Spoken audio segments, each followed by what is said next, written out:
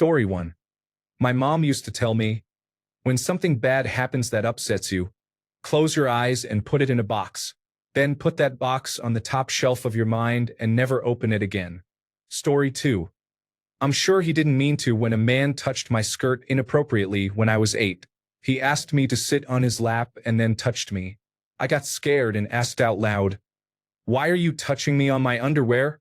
There were 10 other adults in the room, and all they did was laugh uncomfortably, including my own mother.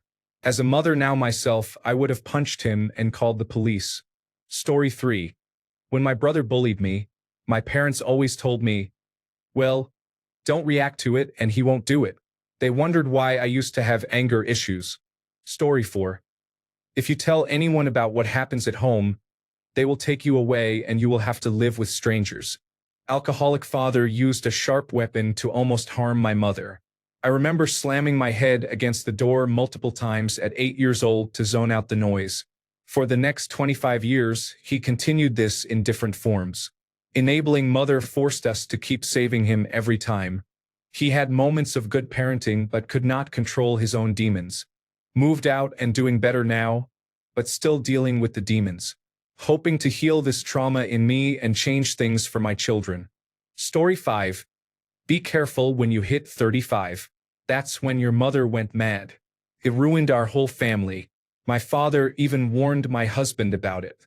I was already diagnosed with major depressive disorder and now feared turning 35. Fast forward to me being unhappy in my marriage at age 37. And when I asked for a divorce, my spouse said, "Your father called it. You lost your mind just like your mother." Story 6. That my attitude was the reason my father was dying. I was 8 years old. He died earlier this year, so I guess I was being an awful child again. Oops. Story 7. Trigger warning for suicide talk. My dad told me that he had learned to tell when the big one, meaning a suicide attempt, was coming for him, and that one day I would learn to tell when mine was coming. No advice on how to deal with it. Just, you will know.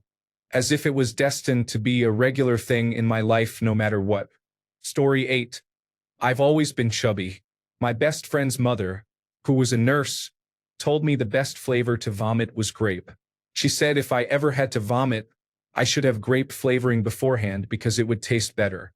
I didn't realize until recently that she was trying to encourage bulimia. All of her children look very thin. Story 9. If they are being mean to you, just be kind to them. Kill them with kindness. I realize now it was to condition me to be agreeable and to respond to abusive behavior by fawning. Take abuse with a smile. That will show them. Story 10. If a girl does not want to go out with you, keep trying. I think that is a major reason why women are getting tired of men who do not take no for an answer. Story 11. Do not talk back to adults.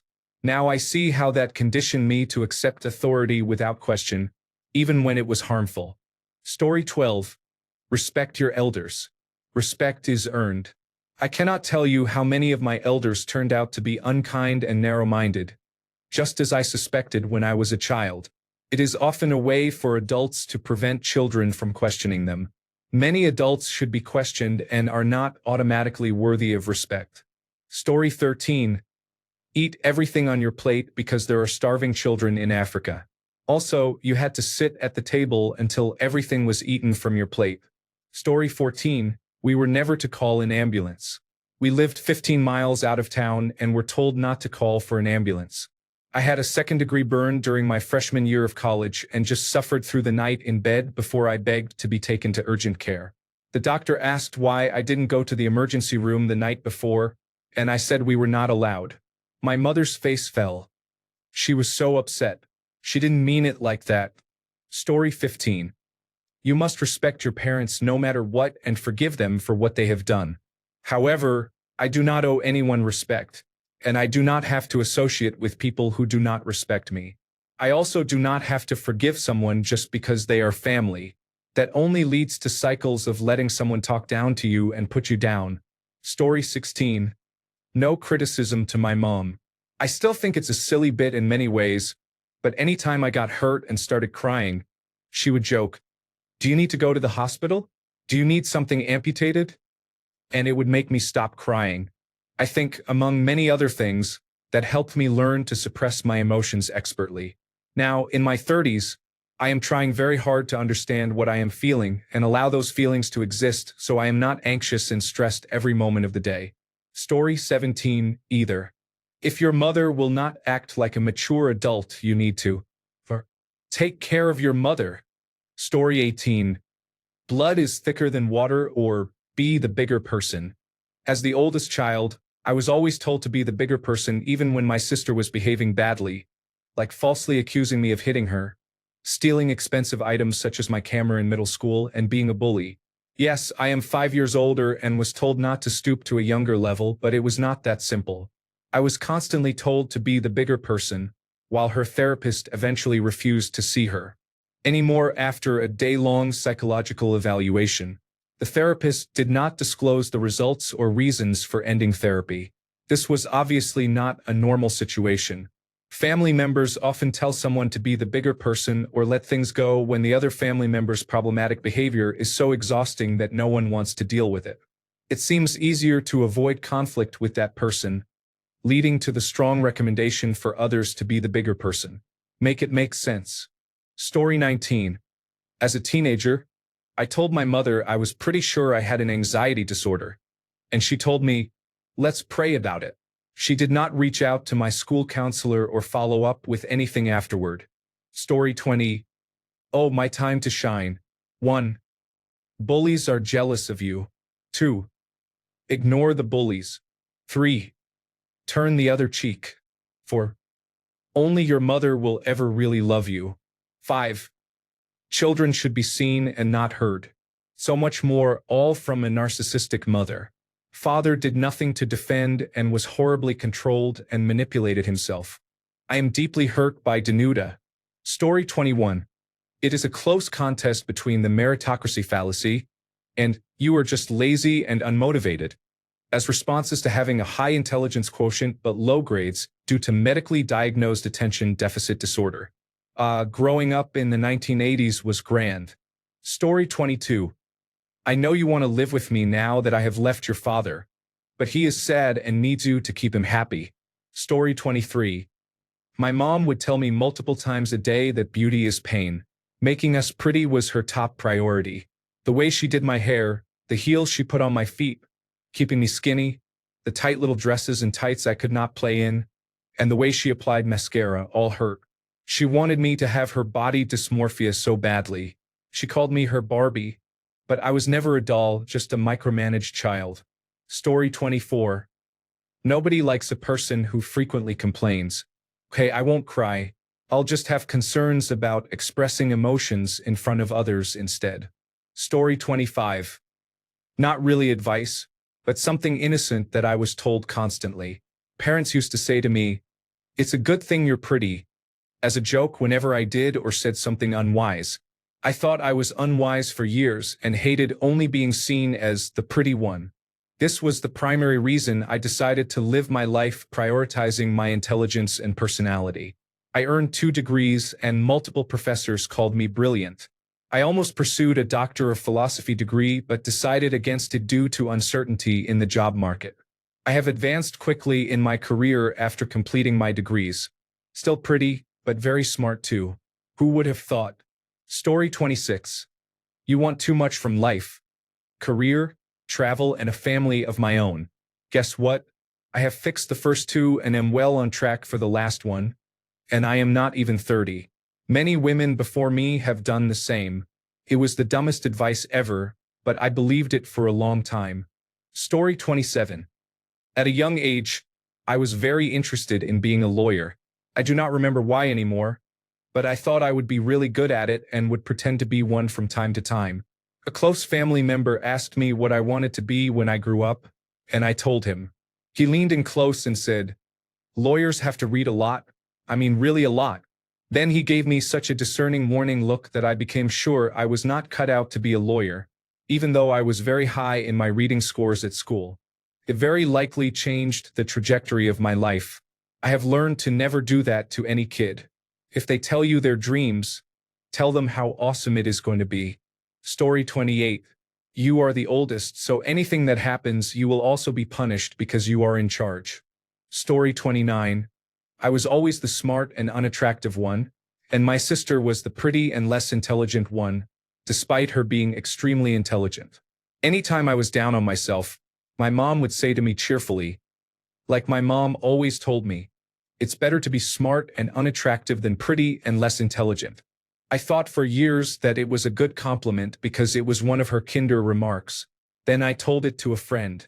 I saw the look of horror on her face and realized how awful it actually is to say something like that to someone. And I'm not even unattractive. I think I'm actually quite pretty. Story 30. Nice guys finish last because a society of cruel, selfish, competitive men is not what we need more of. Story 31. Boys are mean to you because they like you. Great, thanks for normalizing toxic relationships early. Story 32. Stop eating so much. You are going to gain weight, and boys do not like overweight girls. Put on some makeup. You look like a boy. Do not ever cut your beautiful hair. Men do not like short hair. Thank you for all the body dysmorphia and for teaching me that my body belongs to men, I suppose. Postscript, I am not heterosexual. Story 33. If you swallow your gum, it will stay in your stomach for 7 years. This is only one of many falsehoods I was told. Story 34. Other children may bully you and laugh at you for being a Christian and going to church. That is God testing your faith. He moves in mysterious ways, you know. Or that is the devil trying to tempt you. Story 35. I was always told not to get a big head or to get too big for my britches. This is the opposite of encouraging self-esteem. Modesty was expected. I was told to shyly look down when complimented. I felt diminished as a child. Took me a while, but I am okay now. Story 36. Sometimes grandfathers just do that. Don't be alone with him, and it will never happen again. When my paternal grandfather sexually abused me, Dad denied it happened. Mom told me it's what grandfathers do. It affected me profoundly for about 20 years. Story 37. You do not have to love me, but you will respect me. Now my parents wonder why I do not speak to them. Story 38. Don't judge a book by its cover. Why? You can learn a lot about a book from its cover. You just need to be open to changing that judgment.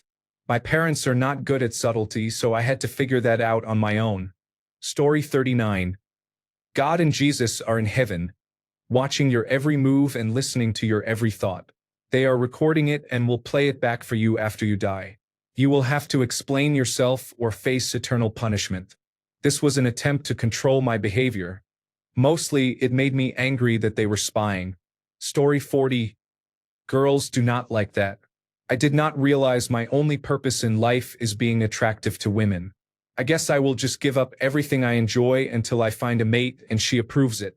Story 41. Sticks and stones may break your bones, but words will never hurt you. At the same time, the pen is mightier than the sword was also supposed to be true. Story 42. My sister told me that you are born with a limited number of tears, and if you use them all when you are younger, you will not be able to cry when you are older. I did not cry at my own mother's funeral because of that.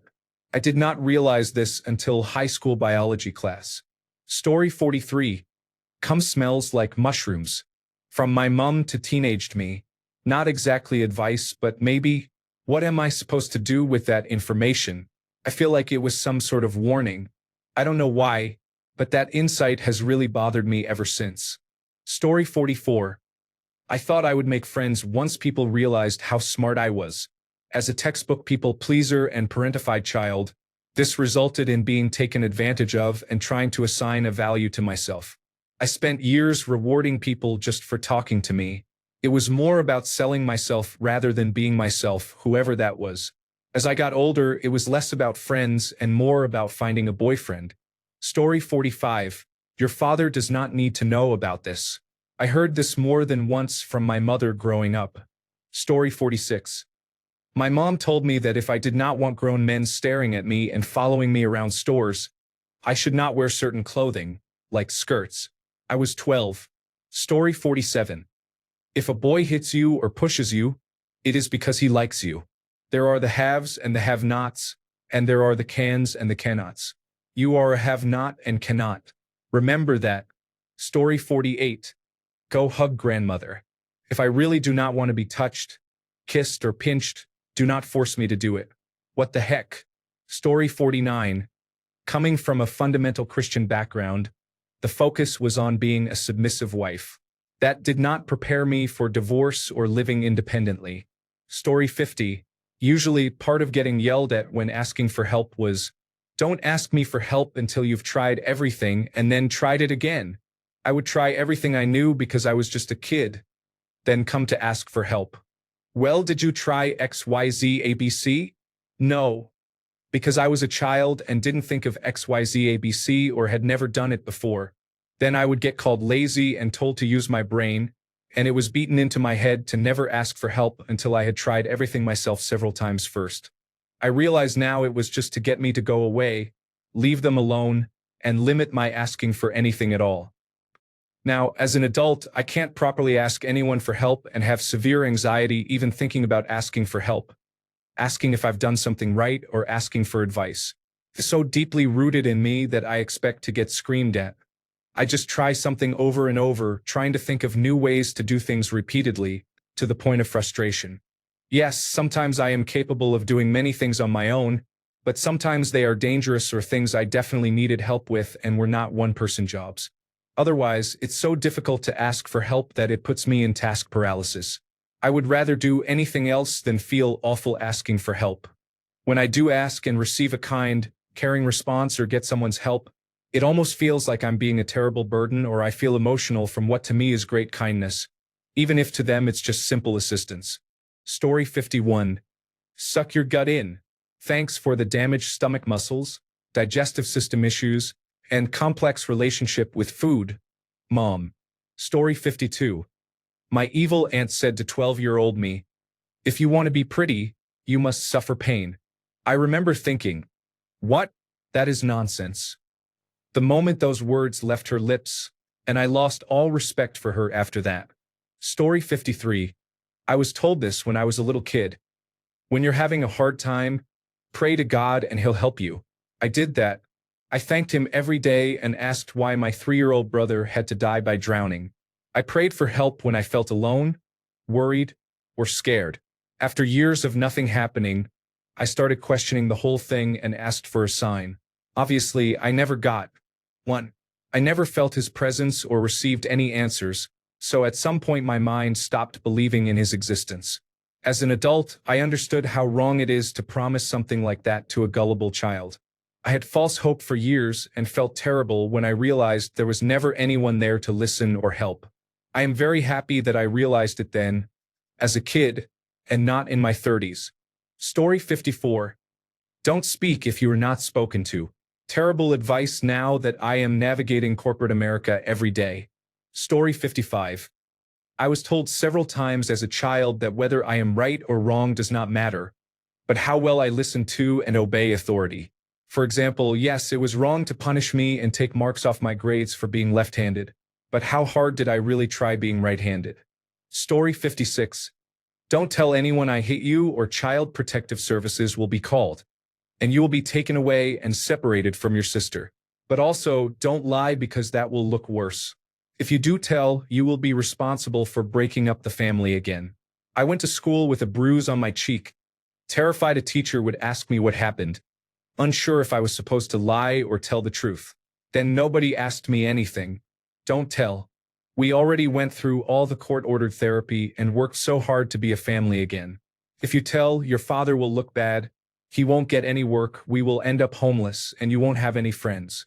Story 57. Keep the peace no matter the cost. Cue to me every week in therapy, trying to learn how to have boundaries and protect them for years. Story 58. You will regret those tattoos one day. I will regret many things one day, but the tattoos are not among them. Story 59. When I was around 5 years old in the early 1990s, my mother told me, if a stranger tells you to get in their car, tell them to kill you on the street. It will be much easier than what happens in the car. This was deeply imprinted in my mind as a child. I was very scared and did not understand what she meant or why she said it.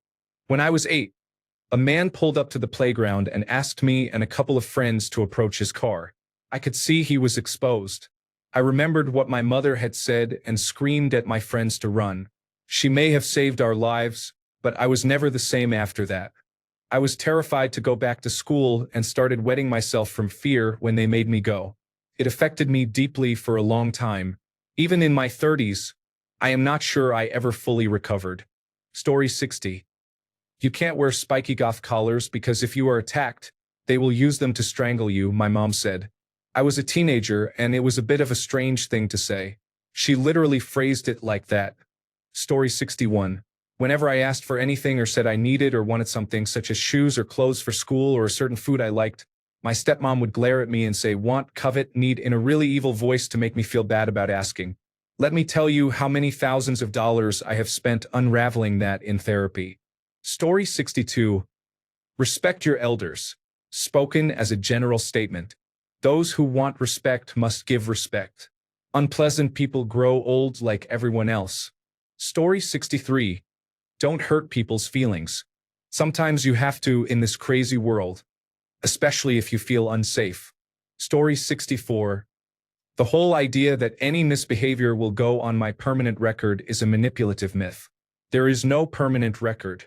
Well, maybe a criminal record is permanent, but that is not what I am talking about. I am talking about things like chewing gum in class. Story 65. Sticks and stones may break your bones, but words can never hurt you. The mantra of my childhood. I now understand that this phrase was being used to allow the most twisted, harmful, and messed up words to be said to a child without consequence. Story 66. I had selective mutism as a child. When I was around 11, the pastor at the church I attended told me that not talking was a sin because it made other people think I did not like them. Luckily, I ignored it and did not take it to heart, but I did not realize how harmful it was until I remembered it in my 20s. Telling a child that their anxiety issues are a sin is wrong and placing blame on them for others' misunderstandings is unfair. Fortunately, I refused my mother's offer to speak to him about it, as if he were a qualified therapist, when I was about 14. I still wonder if that was her idea or his. I never told my parents what he said, but I am sure they would agree with me that it was misguided. Story 67. You have reached your perfect weight. Do not gain any more weight for the rest of your life. My mother spoke to me when I was 15 years old, weighing 45 kilograms and practicing sports 10 hours a week. Story 68. He only makes fun of you, stole your pencil, and so on because he likes you. We really should stop telling young girls this. Story 69. If you think you are hungry, you are probably just thirsty, so have a glass of water instead. This phrase is repeated over and over in teenage girl magazines. Now, many millennial women have eating disorders. Story 70. Do not get into a stranger's car unless he has a gun. Then do whatever he says. There is a good chance you will make it out alive.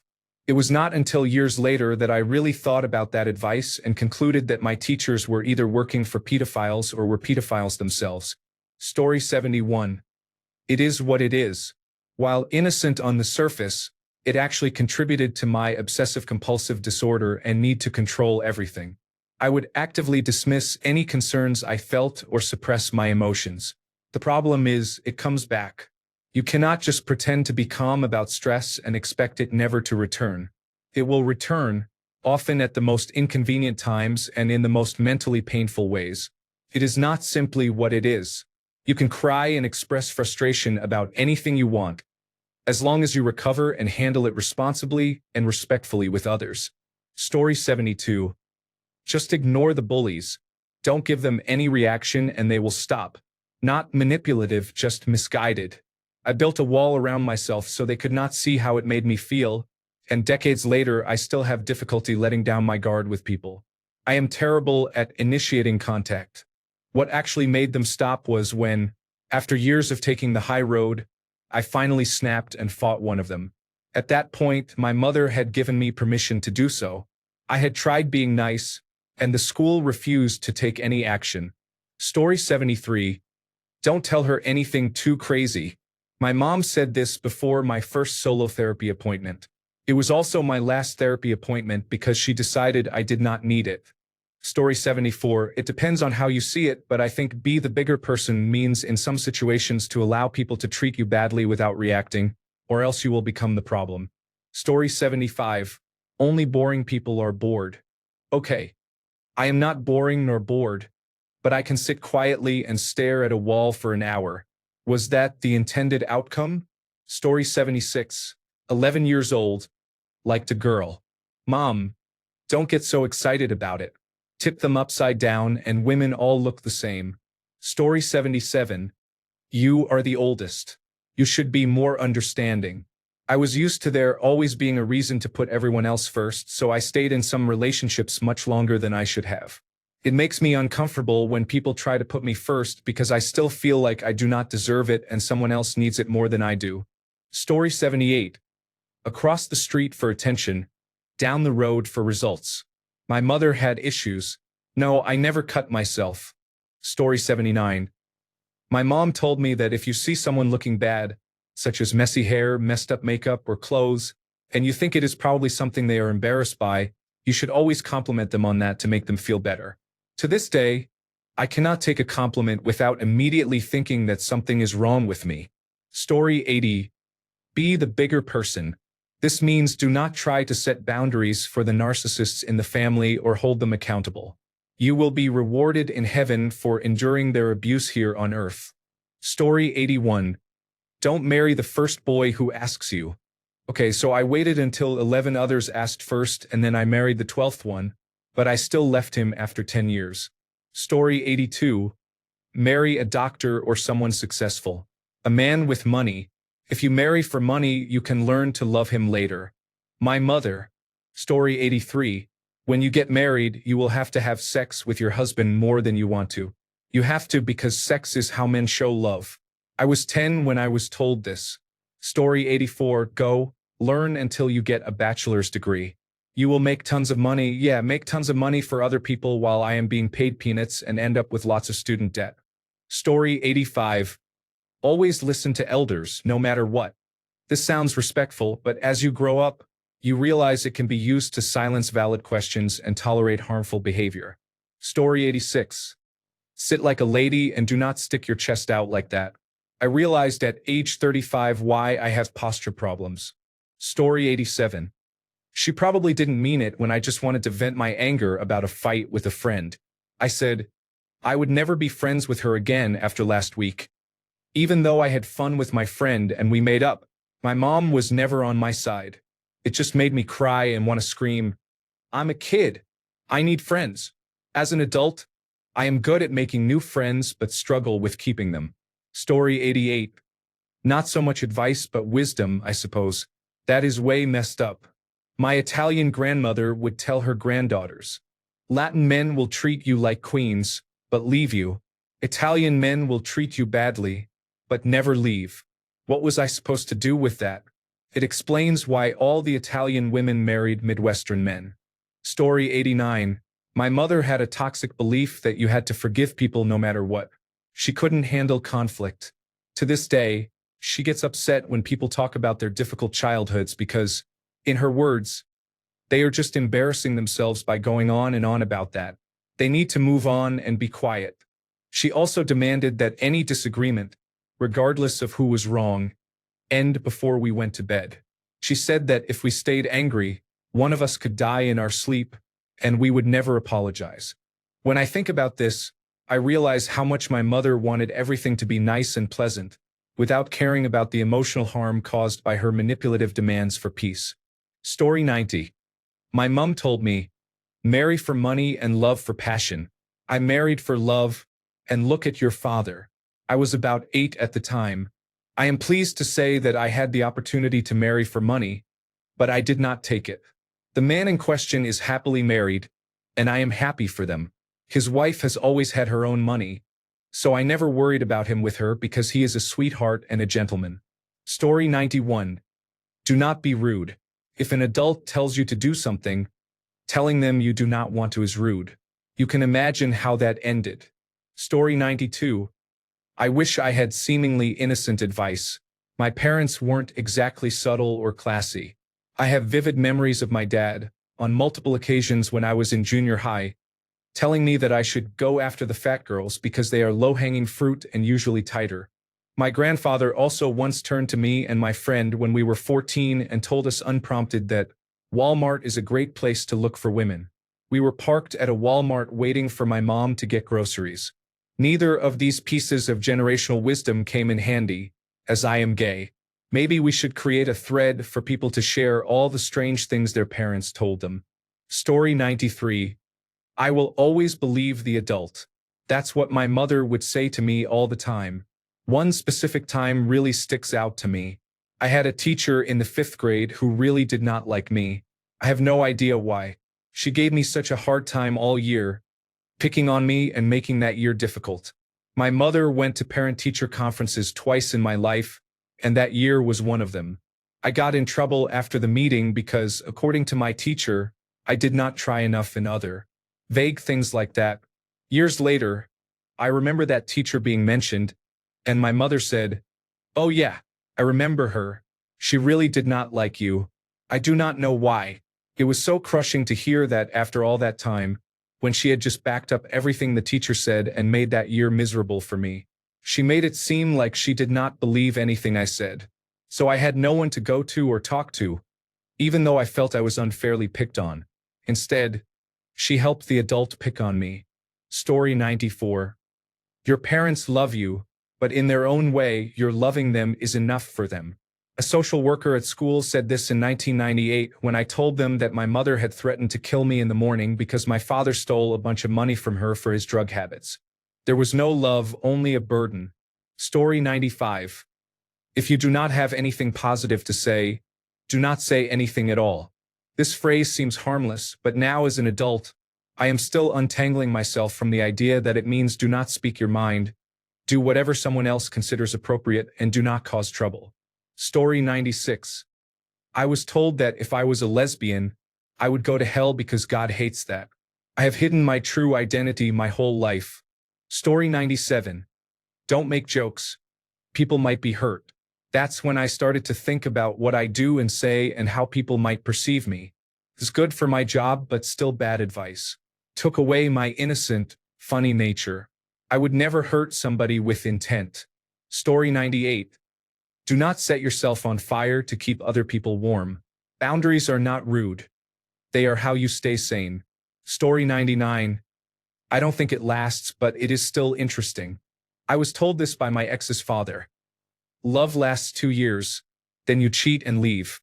This way, there is no coming back. Men do not need cuddles, they have a simple brain. Just give a blowjob.